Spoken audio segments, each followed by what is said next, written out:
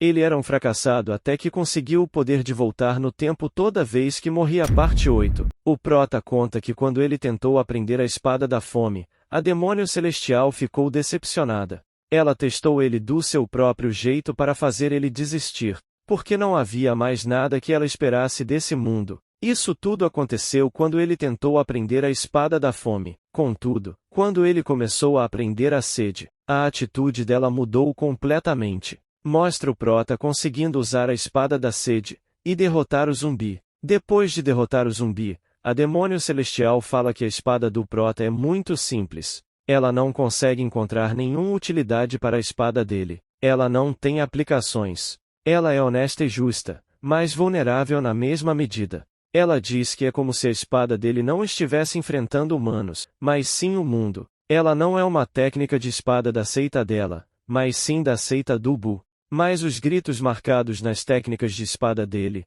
estão ficando cada vez mais claros. Ela afirma que as habilidades do prota são ótimas. A demônio celestial fala que vai ensinar o segredo da Singeol da seita dela. O prota pergunta o que isso significa. Ela fala que é o segredo por trás dos métodos da seita dela. Ela fala para ele pensar na época em que aprendeu a espada da fome, e pergunta o que ele sentiu enquanto brandia a espada. O prota responde que pensou na fome. A demônio celestial fala que ele está certo, mas não é só isso. Ele pode não ter percebido, mas já penetrou nas essências das artes demoníacas. Agora ela manda ele pensar em uma massa. Ela pergunta qual é a sensação da massa. O prota fala que não faz ideia de qual é a sensação da massa. Então ela manda ele pensar na fome, e o prota pensa. Ela pergunta qual é a sensação da fome e o cheiro dela. O prota diz que ela é seca, e tem o cheiro de terra. Ela pergunta que tipo de terra é,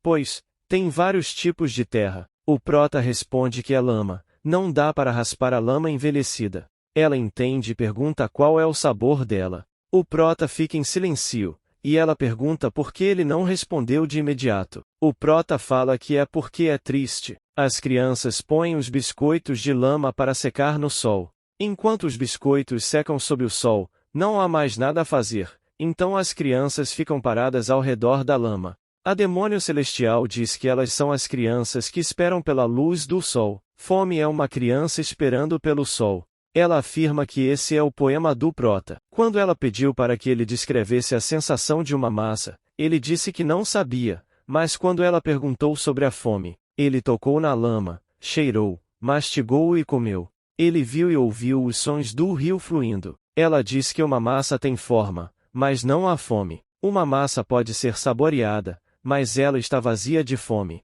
Mesmo assim, ele falou bem sobre a fome. Fome para ele é lama, luz do sol, água d'óreo e crianças. Ela afirma que esse é o talento do prota. O motivo pelo qual ele não conhece a textura de uma massa é simples, porque ela não estimula a memória dele. Se ele já tiver comido uma massa, ele saberá. Massas têm uma casca macia. São brilhantes, mas também um pouco irregulares. Ela diz gostar de comer massas sem tirar a casca, mas o mesmo não vale para crianças com resfriado. Nesse caso, ela teria que cortar a massa no meio, retirar a polpa da fruta com uma colher e dar lentamente para a criança doente. Ela pergunta se ele já comeu massa assim quando era criança. O prota responde que sim, e ela pergunta qual é a textura dessa massa. Ele diz que é um pouco granulosa, o suco amarelo está enchendo sua boca. Ela fala que o prota está certo, mas isso é tudo? Se pegar uma parte da pele também, o resto dela ficará enrugada.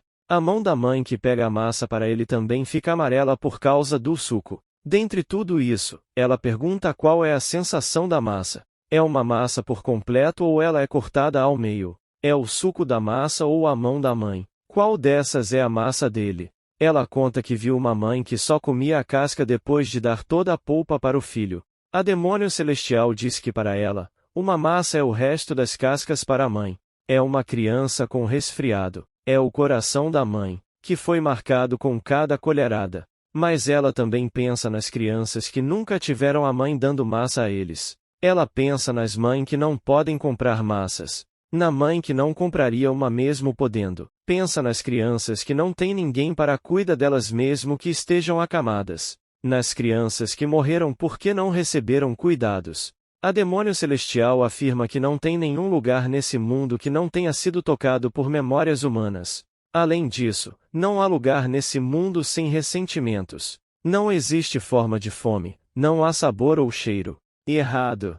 A fome é a lama, um rio e uma criança. O mesmo vale para a sede. Ela diz para sentir a sede, se preencha com o sabor e cheiro dela. As artes demoníacas são memórias. As memórias também são um sentido. Essa é a chave dos métodos da seita dela. Aqueles que passaram por injustiças, mas não puderam reclamar, incapazes de expressar seus sentimentos. O ressentimento eventualmente se transforma em amargura. Contudo, os guerreiros do culto demoníaco são diferentes. Eles brandem suas espadas. Se ele tiver aceitando tudo o que te dão a ele, como ele pode chamar isso de vida? Isso é morte.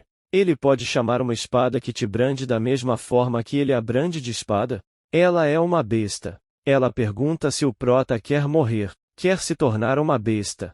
O prota responde que não, ele é um humano. Então ela manda ele ter sede. Ter tanta sede quanto tem fome. Com a espada em mãos, o prota nos diz que reuniu 112 pessoas que morreram de fome. Dentre elas, havia uma criança que comia biscoitos de lama. Ele performa as artes divinas demoníacas celestiais. Primeira forma, espada da fome. Enquanto isso, a demônio celestial pergunta o que é a sede para o prota. O prota nos conta que reuniu 48 pessoas que morreram de sede. Dentre elas, havia uma velha mulher que continuou bebendo água do mar. As entranhas dele ficaram encharcadas de água do mar. Assim ele performa as artes demoníacas celestiais. Segunda forma, espada da sede. A demônio celestial fala que a sede não é a única dor que o mar traz. Também existe a dor do afogamento. Com isso ela pergunta o que a água significa para o prota. O prota conta que reuniu 37 pessoas que morreram afogadas. Dentre elas, havia um pai que deu seu último sopro para o filho. Ao se afundar na água, o prota diz que soltou sua respiração pela boca. Dessa forma, o prota performa as artes divinas demoníacas celestiais. Terceira forma, espada do afogamento. A demônio celestial diz que fome é pó, sede é uma onda. Para ele, sufocamento é o último sopro de um pai. Ela pergunta se a terra, o mar e o ar já são dele. Então o que é o inverno para o prota? O prota nos fala que reuniu 96 pessoas que morreram de frio. Dentre elas, havia um recém-nascido que ficou preso ao corpo de sua mãe já morta até o fim. O prota conta que se segurou firme no corpo até que se congelou. Ele performa as artes divinas demoníacas celestiais. Quarta forma, espada do congelamento. A demônio celestial chama o prota, e diz que a espada dele está em constante mudança. Ela explica que as artes marciais saem de diferentes tendências da vida. Esses são hábitos que não podem ser mudados. As artes demoníacas são especialmente assim, mas ele tem várias tendências diferentes. Ela diz que é difícil para os humanos conhecerem toda a dor no mundo. E mesmo que conheça, resistir a essas dores ao limite é muito difícil. Mas enquanto ela viu o prota aprender as artes divinas demoníacas celestiais, era como se ela interrompe a fala e diz que tem alguém vindo. O Jack Chan aparece carregando o Bu nas costas. A demônio celestial pergunta o que o Bu tá fazendo ali. E qual é dessa aparência patética? O Bu responde que só veio ali pois estava preocupado com ela. Ele pergunta se ela ainda não recebeu os 9 curvamentos. Ela fica em silêncio, e o prota pergunta pro espírito o que significa isso. O espírito explica que é um rito tradicional do reino marcial, performado quando uma conexão entre mestre e discípulo é formada. Ele diz que ela pode variar um pouco dependendo das escolas marciais.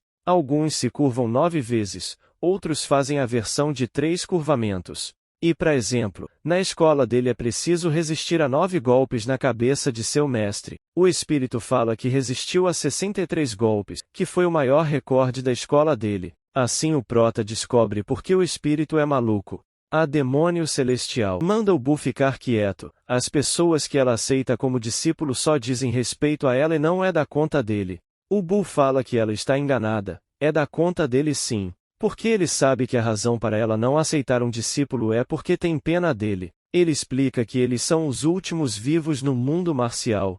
Infelizmente, ela é a última do culto demoníaco e ele da seita Amorim. Se ela fosse a única a aceitar um discípulo, só um sucessor do culto existiria no mundo. E o significado disso? Ela venceria a grande guerra sem nem mesmo lutar. Ele lembra que ela prometeu que isso seria resolvido só entre ele e ela. E por se sentir mal em quebrar a promessa que fez com ele, ela é incapaz de aceitar o prota como discípulo. O Bu diz que já sabia que isso ia acontecer e já se adiantou. Ele revela que o Jack Chan é seu novo discípulo, e a demônio celestial parte para cima dele questionando como ele pode fazer isso com ela. Os dois começam a discutir, e enquanto isso o prota se aproxima do Jack Chan. O prota fala que está surpreso pois o Jack Chan já é o líder do clã marcial celestial. Ele pergunta se vai ficar tudo bem se o Jack Chan aceitar um mestre. O Jack Chan responde que se existe um lugar para dançar com espadas, você dança. E se existe um mestre com qual aprender, você pede ensinamentos para ele. O prota avisa que se ele aceitar o Bu como mestre com uma determinação meia-boca, ele irá se arrepender disso. O prota nos diz que essa não é uma decisão que deve ser tomada levianamente por causa de orgulho. Isso seria um insulto ao mundo desses dois que ainda estão lutando. O Jack Chan fala que não está entendendo o que ele está falando, mas o que ele quer falar sendo o rei da morte. Se ele tem alguma coisa que queira ver, veja com a espada. O Jack Chan aponta a espada pro prota e diz que não será fácil pro prota. O prota pergunta se o Jack Chan já passou fome antes, e já usa a primeira forma, espada da fome, contra ele. O Jack Chan desvia, mas o prota já parte para cima dele de novo. O Jack Chan defende o ataque em uma bela imagem, e fala que quase morreu. O prota nos explica que essa não é uma luta para decidir quem é o melhor entre ele e o Jack Chan. A única pessoa que não sabe isso ali é a demônio celestial, mas só há um objetivo por trás desse duelo. É para fazer a demônio celestial reconhecer ele como discípulo. O Bu chama o Jack Chan e diz que vai dar um conselho para ele, mas a demônio celestial interrompe e pergunta o que ele está fazendo. O Bu pergunta o que ela quer, e pensou que o prota e ela fossem mestre e discípulo.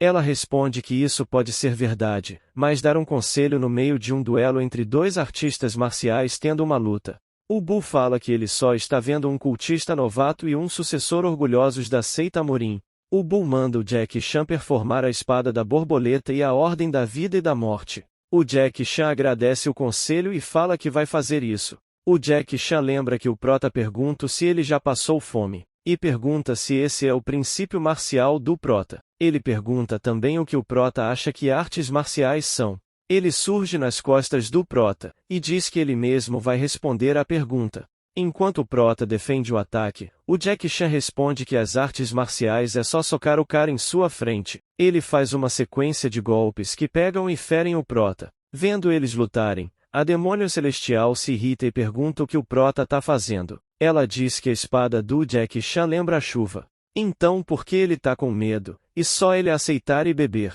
Ouvindo isso o prota percebe que ela reconheceu o duelo dele. O prota entende, e faz as artes divinas celestiais segunda forma, espada da sede. O Bu começa a aconselhar o Jack Chan na luta, e a demônio celestial também faz o mesmo com o prota. Assim o prota faz a terceira forma, espada do afogamento contra o Jack Chan. O Bu manda o Jack Chan ficar longe do prota, mas a demônio celestial manda o prota ficar perto do Jack Chan.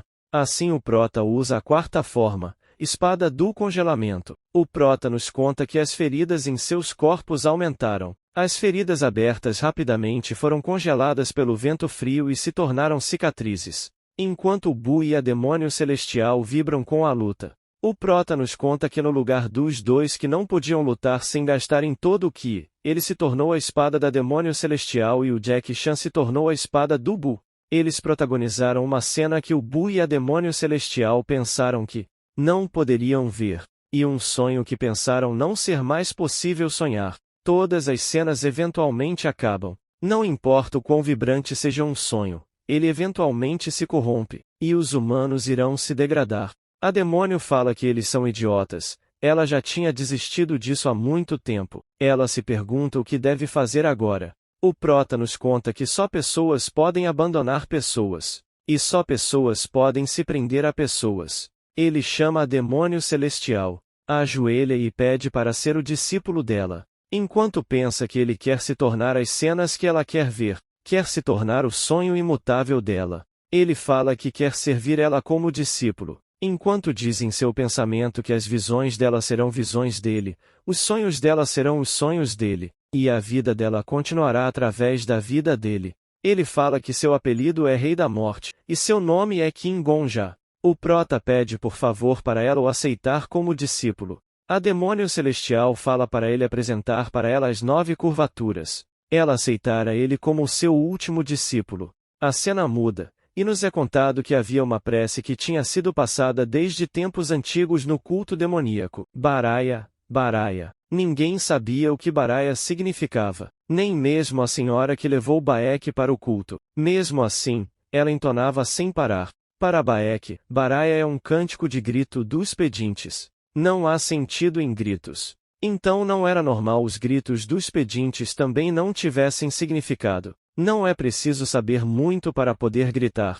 Então até mesmo os pedintes que não aprenderam bons modos podem gritar. Gritar é uma essência universal. Mostra a Baek crescida, e a senhora diz que não tem mais nada para ensinar para ela. A mestra da Baek fala que ela já pode voltar para o mundo, e pergunta para onde a Baek gostaria de ir. A Baek fala que quer ir para um lugar onde haja pessoas com fome, um lugar onde haja pessoas com sede, um lugar onde haja pessoas sufocando e congelando, um lugar onde haja pessoas viciadas em drogas, um lugar onde haja pessoas adoecidas, um lugar onde as pessoas apanham do regente local, um local onde as pessoas estão morrendo queimadas. É para lá que ela quer ir.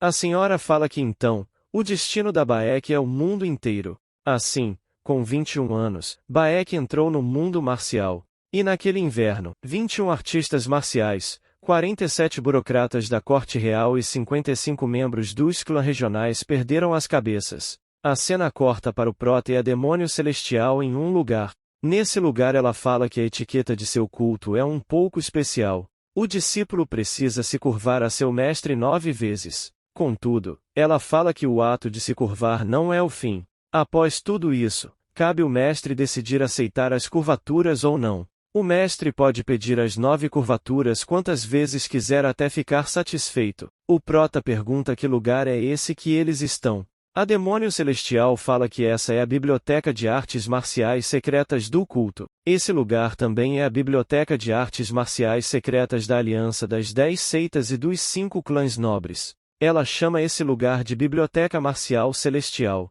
O espírito fica louco e diz que esse é um baú do tesouro. Ele fala que vai ficar lendo esses livros, então o prota pode esquecer dele e fazer o que quiser, mas ele pede pro prota enrolar o máximo que der até ele conseguir ler tudo. A demônio celestial pergunta pro prota, qual foi o primeiro pensamento dela quando ela saiu do reino marcial com 21 anos. O prota responde que foi esmagar as cabeças daqueles malditos da seita Amorim, mas ela fala que esse foi o seu terceiro pensamento. Então o prota diz que foi provar que o culto demoníaco é o maior de todos, mas ela fala que esse foi o segundo. A demônio celestial explica que desde de jovem sempre odiou o mundo do reino marcial. Esse termo significa um reino que reverencia as artes marciais. Contudo, esse reino não tem só artistas marciais. Tem também fazendeiros, mercadores e incontáveis árvores que formam as florestas. Mesmo assim, a aliança das 10 seitas e os 5 clãs nobres nomearam esse lugar de floresta das artes marciais. Foi aí que ela decidiu que tomaria as artes marciais deles. O prota pergunta o que isso quer dizer. Ela revela que roubou todos os livros marciais que eles adoravam. Ela fala que esse lugar contém todas as artes marciais do mundo Murim. Então ela quer receber as curvaturas do prota nesse lugar especial.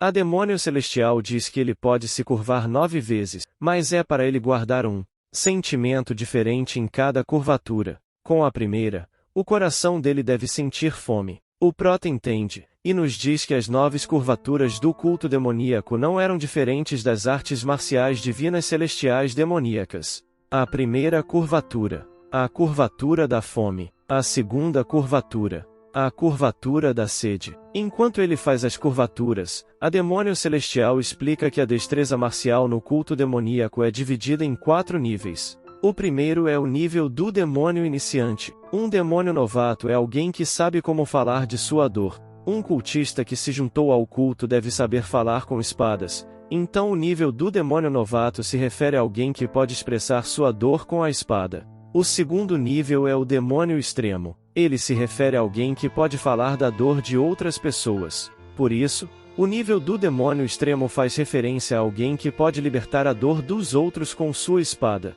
Enquanto ela fala, o prota faz a terceira curvatura. A curvatura do afogamento. A demônio celestial diz que o terceiro nível é o demônio catártico.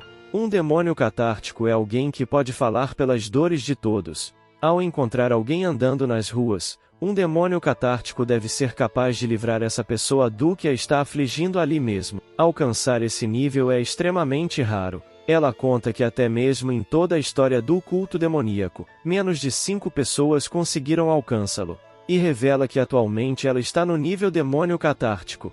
O prota faz a quarta curvatura. A curvatura do congelamento. E a demônio celestial fala sobre o último nível, o nível demônio divino. Um demônio divino é alguém que pode falar não só pela dor de todas as pessoas, mas também de todas as criações. Você precisa dizer onde está a dor de tudo, mas esse é um nível que ainda precisam provar que existe. Ele só é hipotético já que ninguém ainda o alcançou.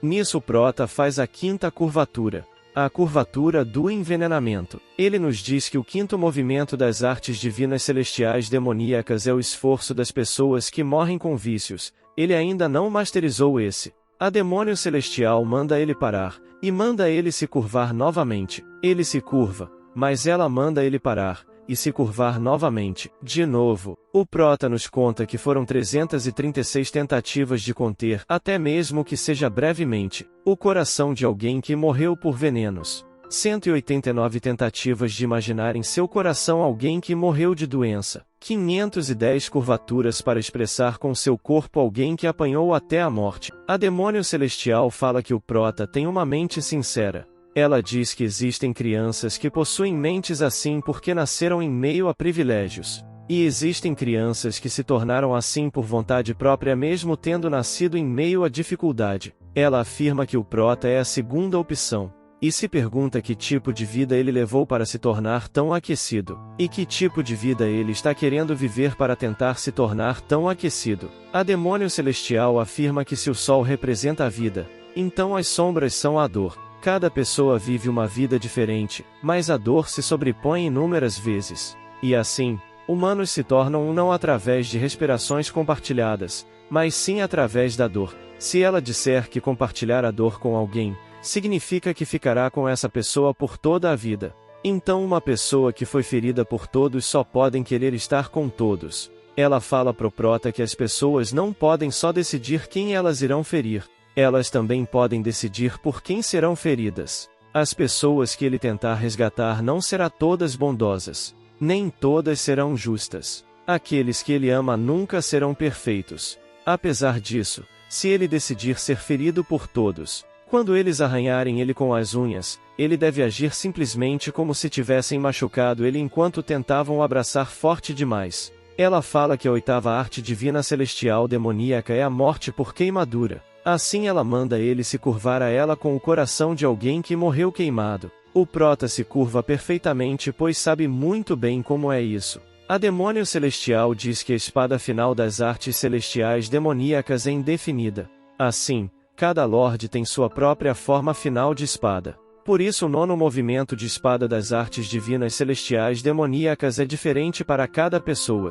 Agora, ela manda ele dar sua nona curvatura com sua própria morte. O prota se lembra que enquanto se matava 4090 vezes, sentiu uma dor em seu pescoço. Suas mãos tremeram e ele teve medo de errar por causa dos tremores e acabar aumentando a sua dor. Com sua vontade se esvaziando, o número de vezes que ele precisou morrer continuaram aumentando. E enquanto as mortes demoravam mais, sua vontade se esvaia e suas ações eram desaceleradas. Contudo, havia um humano que ele não podia perdoar. Ele não tinha fé que poderia continuar vivendo se o perdoasse, porque ele queria viver tão desesperadamente que morreu sem esperanças. Assim ele cria a sua nona curvatura. A demônio celestial o abraça e o reconhece como seu discípulo. Ela não se importa de onde ele veio. Não se importa de onde ele é ou para onde ele vai. Ele sempre será o discípulo da demônio celestial Baek. A doutrina dela vive no coração dele. Mesmo que o mundo acabe, a vontade do culto demoníaco seguirá viva nele. O prota entende e a chama de mestre. E depois de muito tempo ele percebeu, seu pescoço estava doendo. Assim eles começam a sair do lugar. No caminho o prota se pergunta o que sua mestra está pensando. Vejamos. Considerando o tanto de ki que tenho sobrando, se eu conservar tanto quanto possível, devo conseguir sobreviver pelo menos mais 1 ano e meio. Que tarefa difícil a que tenho diante de mim, preciso passar tudo para meu discípulo em só 1 ano e meio. Vendo isso o prota fica se sentindo estranho. O espírito chama ele, e diz que não tinha muita diferença em comparação com o mundo dele nos livros, e ele pergunta se o prota conseguiu fazer as curvaturas. Brilhinho olha para o herói mal conseguindo conter as lágrimas. O Jack Chan vê que eles voltaram e pergunta se o prota terminou as 9 curvaturas. O prota responde que sim, ele se tornou o discípulo oficial da demônio celestial. O prota aproveita e pergunta como o Jack Chan se tornou discípulo do Bu. O Jack Chan fala que tudo o que fez foi pedir por ensinamentos a ele. Nada em especial aconteceu, mas em seu pensamento. Como poderia dizer não a um velho que estava implorando, dizendo que não tinha mais muito tempo de vida e que queria dar um motivo para demônio celestial continuar vivendo? Especialmente porque as habilidades dele são muito melhores que as minhas. Pensei que eu teria a chance de falar sobre artes marciais. E todo mundo fez uma confusão por causa disso. Que vergonhoso. Que problemático. Só queria viver uma vida calma. Porque minha vida não podia ser mais tranquila. O Jack Chan fala que eles têm boas notícias boas e ruins para eles. Ele revela que enfim conseguirão uma cura. A alquimista fala que eles terminaram ontem, e levaram um dia observando os testes. Eles confirmaram que a doença estava sendo curada e o corpo do zumbi estava voltando ao normal.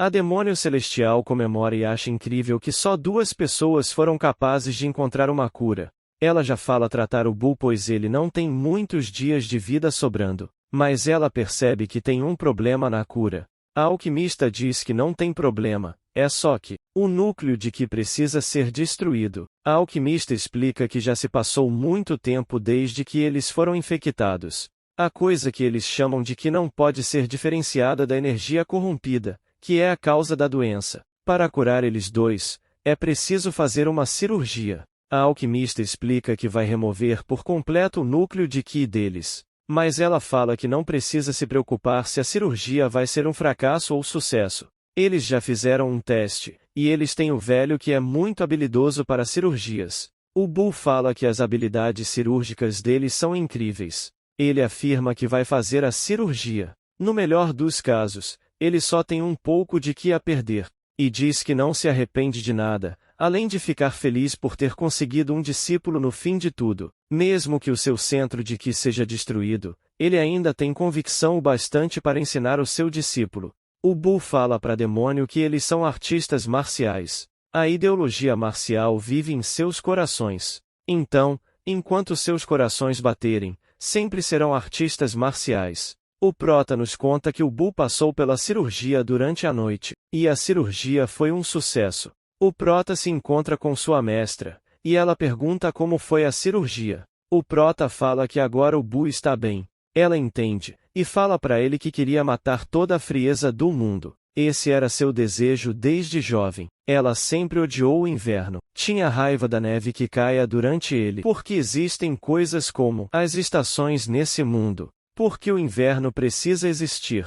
Ela já se perguntou por que as vidas das pessoas precisavam ser perenes como as estações. Com uma espada em mãos, ela fala que tinha certeza de que, mesmo que não conseguisse matar toda a frieza do mundo, ela poderia pelo menos acabar com as pessoas que o estavam congelando usando sua espada. Com o ki saindo de sua lâmina, ela fala que tinha uma coisa que ela tinha vivenciado quando começou a vagar pelo mundo. Era uma ideia infantil. Ela tentou cortar uma montanha nevada encarando-a como nada mais que um monte de neve. Mas naquela época, ela não conseguiu nem arranhar a base da montanha. Assim ela solta um ataque devastador que corta a montanha. Ela lamenta, pois, só conseguiu cortar o cume da montanha. Com isso ela chama o prota, e diz que vai fazer a cirurgia. A cena vai para a caverna. E a alquimista fala para Demônio Celestial esperar um pouco pois eles estão muito cansados. Sendo assim ela vai visitar o Bu porque ele perdeu seu centro de Ki.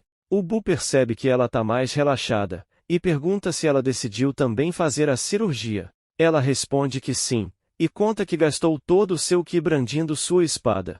Aquele foi o último uso de Ki em toda a sua vida. O Bu fala que foi uma pena ele não poder ter visto isso, e pergunta o que foi que ela cortou. A Demônio conta que tentou cortar o inverno, mas falhou. O Bu diz que é uma pena, mas é para ela se animar. Esse é um feito nunca antes visto por algum motivo. Se fosse tão fácil alcançar esse nível, o mundo já teria sido virado de pernas para o ar inúmeras vezes. Ela pergunta algo para ele, e ele já diz que não teve arrependimentos. Foi um milagre ele ter sobrevivido por 3 anos depois que o mundo acabou. Também é um milagre que conseguiram curar ele. E mais um milagre é ele ter conseguido um discípulo no fim de sua vida. Então ele fica feliz por experienciar tantos milagres. Mas a única coisa que ainda é um infortúnio é que ele e ela não conseguiram resolver a guerra entre eles. Enquanto o Prota surge atrás da Demônio, o Bu diz que não existe algo como uma vida perfeita. Ouvindo isso, o Prota fala que voltará em breve. A Demônio Celestial pergunta para onde ele está indo.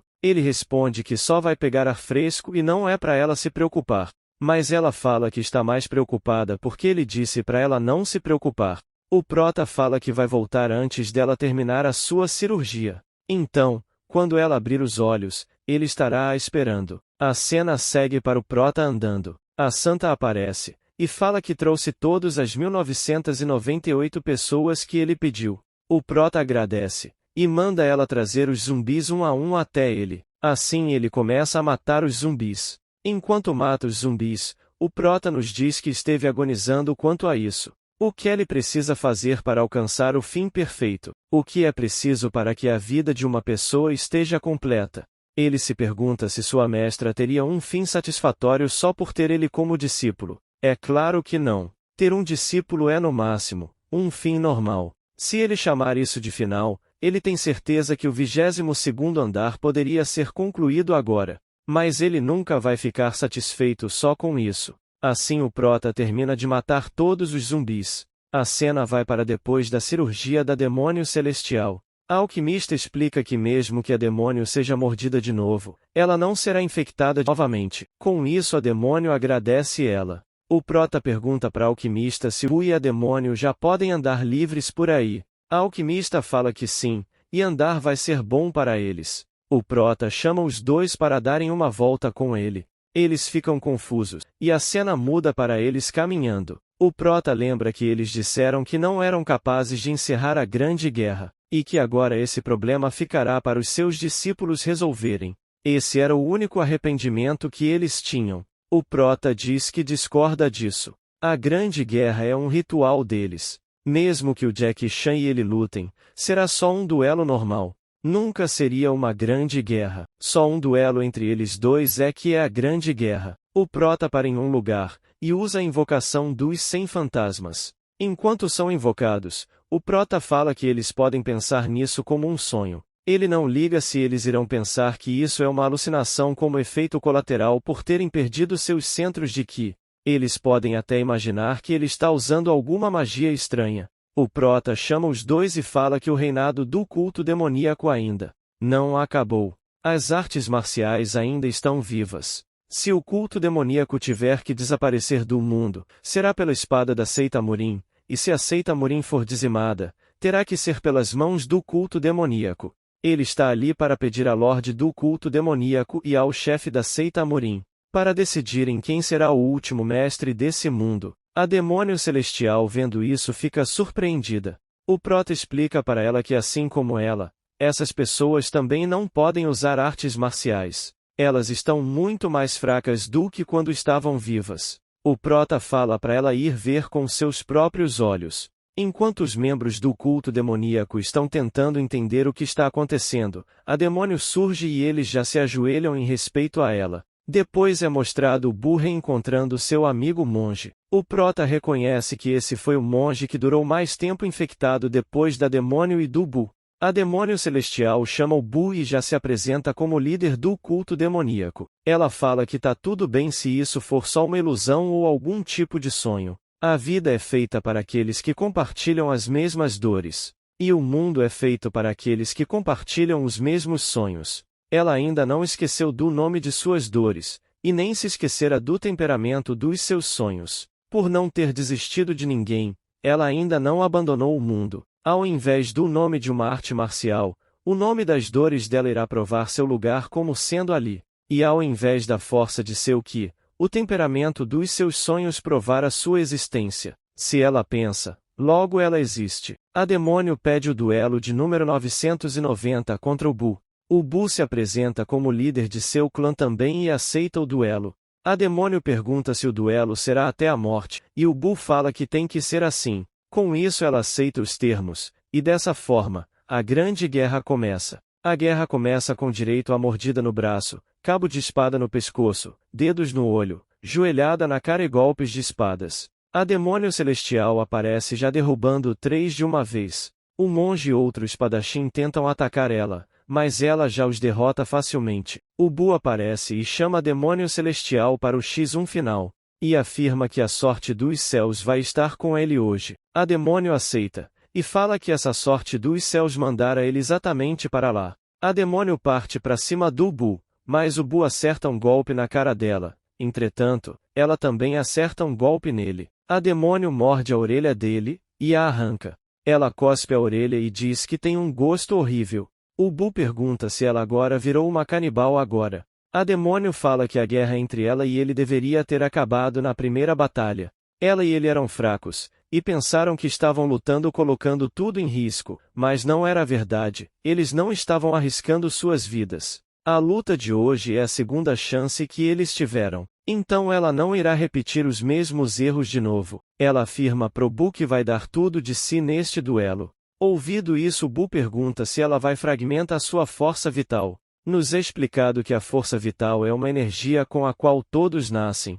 Em outras palavras, a energia da sua vida. Diferentemente do que, energia vital não pode ser cultivada artificialmente, só dá para usar ela uma vez. E o destino de um artista marcial que gasta sua vida já está marcado. Ou ele fica aleijado ou morre. O Bu diz que ele e a demônio já estão enfraquecidos. Mesmo que eles usem a energia vital, eles só conseguiram usar habilidades de nível inferior ou intermediário no máximo, já que eles não têm mais ki. Ela entende isso, e o Bu pergunta se ela vai mesmo usar a energia vital para usar míseras habilidades intermediárias. A demônio afirma que sim, e diz que ela não está tentando jogar a sua vida fora. Ela só espera que o fim inevitável chegue hoje. Agora ela está sentindo a alegria da vida mais do que já sentiu algum dia. A demônio diz que está grata por todos que encontrou hoje, a si mesma por ter sobrevivido até ali, e ao seu destino que permitiu ela morrer agora. Assim ela usa a força vital. O Bu entende, e fala que também estava esperando por um dia como o de hoje. Ele usa a força vital e diz para eles morrerem juntos. Eles se preparam, e a demônio solta um soco em direção ao Bu, mas o Bu desvia. O cenário em volta deles começa a mudar, e o espírito explica que eles estão crescendo ao consumir a força vital deles. Por serem artistas marciais, a força vital deles é o melhor fertilizante que existe, mas isso só será temporário. O espírito fala que esse é um caso raro. Por um deles ter nascido com o corpo yin extremo e o outro com um corpo marcial celestial, eles formaram um yin e yang quase perfeito. A área ao redor deles é como o paraíso. É mostrado a demônio celestial acertando um golpe no Bu, e com esse golpe, o Bu sangra, e cai derrotado. O prota já corre para ajudar sua mestra. Ela fala que venceu, e o prota confirma que ela realmente venceu. A demônio explica que normalmente venceria ao rasgar o peito e esmagar o coração dele, mas o melhor que ela pode fazer foi socá-lo. Ela se sente envergonhada diante seu próprio discípulo por isso, mas ela pergunta por que o prota tá com essa cara. A demônio tranquiliza o prota dizendo que ainda tem 2 horas de vida restantes. A alquimista corre para ajudar. No fundo, Jack Chan ajuda o Bu e a alquimista pergunta o que aconteceu. A demônio fala que o Bu está bem. Seu soco final foi fraco. E lembra que ele estava se exibindo sobre a sorte dos céus estarem ao lado dele. Ela diz que a sorte dele é poder viver como um aleijado pelo resto da vida.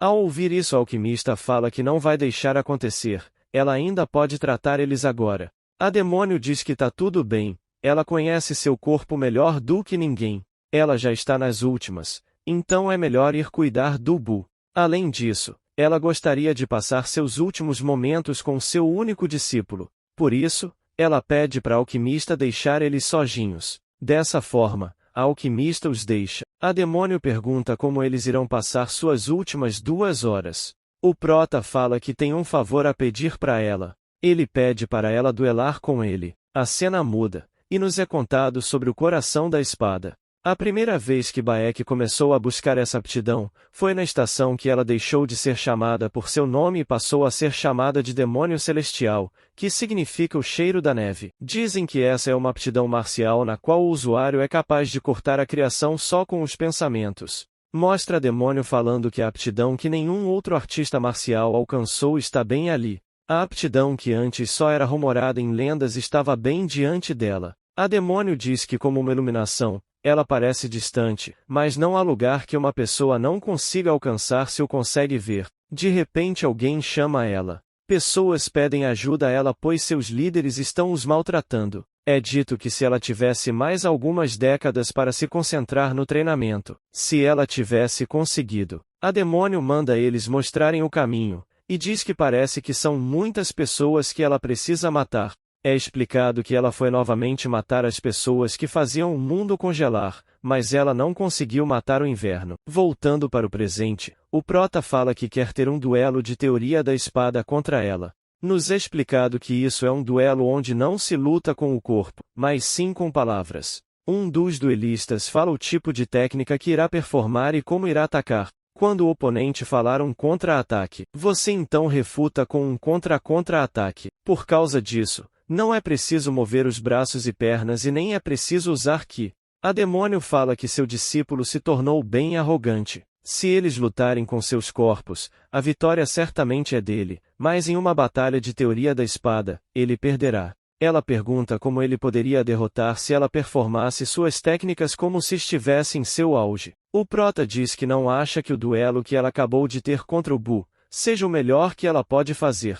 Esse pode ser um duelo usando só palavras, mas no fim das contas, ele quer que ela tenha o duelo mais satisfatório possível. A demônio diz que não vai pegar leve com ele só por ser um duelo de teoria da espada. Ela vai deixar ele dar o primeiro golpe, mas não é para culpá-la se as coisas acabarem com um único movimento. O prota chama o espírito, e lembra que ele é uma pessoa que ganhou o título de mais forte em um mundo marcial diferente. O prota fala que está na hora do espírito manter sua promessa depois de perder aquela aposta. O espírito concorda, e diz que queria duelar contra a demônio celestial desse mundo mesmo. Ele fala que vai dar a ela o maior duelo de todos os tempos. E manda o prota dizer a ela que ele deixará ela fazer os 3 primeiros movimentos. O espírito diz que seu apelido é Imperador da Espada.